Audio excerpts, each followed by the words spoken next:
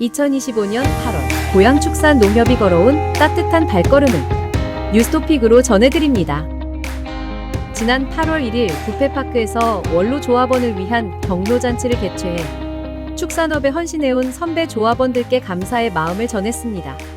이번 잔치는 만 70세 이상 원로조합원 230여 명을 초청하여 따뜻한 식사와 함께하는 화기애애한 자리를 마련한 것인데요. 이날 자리에서는 조합원들의 건강과 장수를 기원하는 의미로 장수 축하금도 전달되었습니다. 올해는 80세 이상 원로 조합원 16분께 1인당 50만 원씩의 장수 축하금이 전달되었습니다. 우리 조합은 매년 원로 조합원을 위한 격려잔치를 비롯하여 다양한 복지 사업을 통해 고령 조합원의 삶의 질 향상과 조합원 간 유대 강화에 힘쓰고 있습니다. 지난 8월 14일 2025년 고양축산농협 장학금 수여식이 축산지원센터 2층 대회의실에서 개최되었습니다. 이날 총 26명의 대학생에 각 200만 원을 지원하는 장학증서가 전달되었으며 장학금 총 5,200만 원이 지급됐습니다. 우리 조합은 우리나라의 발전과 미래를 위해 학업의 뜻이 있는 학생들에게는 물질적 정신적 지원을 아껴서는 안 된다는 방침 아래 장학금을 지원하고 있습니다. 장학금 지원은 1991년부터 이어져 34년간 약 740여 명에게 혜택을 드렸고 이분들은 사회의 각계각층으로 진출하여 건실한 사회의 일원으로 경제 발전과 성장의 역할을 충실히 하고 있습니다. 앞으로도 고양축산농협은 조합원의 성원과 함께 지역사회의 희망과 발전을 위한 다양한 환원 사업을 지속해 나갈 계획입니다. 이게 아무나 오는 기회가 아닐 텐데 이제 26명 중에서도 저한테 이런 기회가 올 수 있음에 너무 감사하고 이 자리를 만들어주신 모든 조합원분들, 임원진분들, 간부님들 다들 너무 감사드리고 이렇게 저한테 장학금을 주신 만큼 타입 모범이 되고 열심히 또 학업에 정진해서 사회에 이바지 되는 사람이 될 수 있도록 노력하겠습니다. 다시 한번 장학증서 수여해 주셔서 너무너무 감사드립니다. 지난 8월 18일 축산종합지원센터에서 조합원님을 모시고 건강 100세 프로젝트 전문의 특강을 진행했습니다. 이번 특강에는 약 94여 명의 조합원님들이 참석해 큰 관심을 보여주셨습니다. 일산백병원 권성욱 교수는 협심증과 신부전의 원인과 증상, 생활 속 예방 방법, 정기검진의 중요성까지 상세히 설명했습니다. 이어서 동맥경화로 혈관이 좁아지면 협심증이 발생하고 이를 방치하면 결국 신부전과 심근경색으로 이어질 수 있다고 경고했습니다. 또한 심혈관 질환은 고령에서만 발생하는 병이 아니라 잘못된 생활 습관이 젊은 시절부터 누적돼 발병하는 경우가 많다고 지적하며 균형 잡힌 식사, 규칙적인 운동, 체중 관리, 금연, 혈압, 혈당, 콜레스테롤 관리 등 실천 가능한 예방법을 제시했습니다.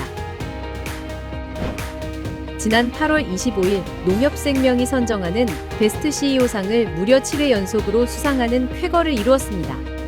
농협생명 베스트 CEO상은 전국 농축협을 대상으로 생명보험 사업 실적을 평가해 수여되는 상으로 우리 조합은 조합원과 일반 고객을 중심으로 안정적인 보험 사업을 전개하며 이를 바탕으로 다양한 복지 사업과 지역사회 공헌 활동에 환원해왔습니다.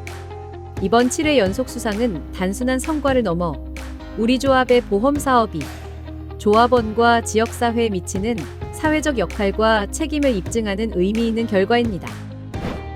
지난 8월 29일 축산종합지원센터에서 이번 여름 폭우로 어려움을 겪은 조합원들을 위해 재해위로금 전달식을 진행했습니다.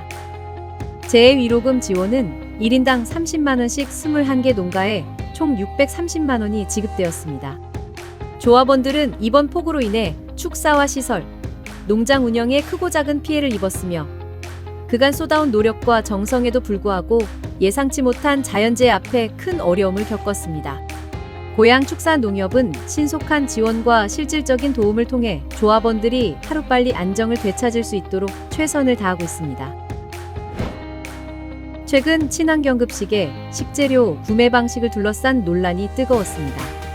경기도교육청이 경제성을 앞세워 식재료 구매 방식을 수의계약에서 경쟁 입찰로 전환하고 수의계약 횟수 또한 5회로 제한한다는 방침을 일방적으로 내놓았기 때문입니다.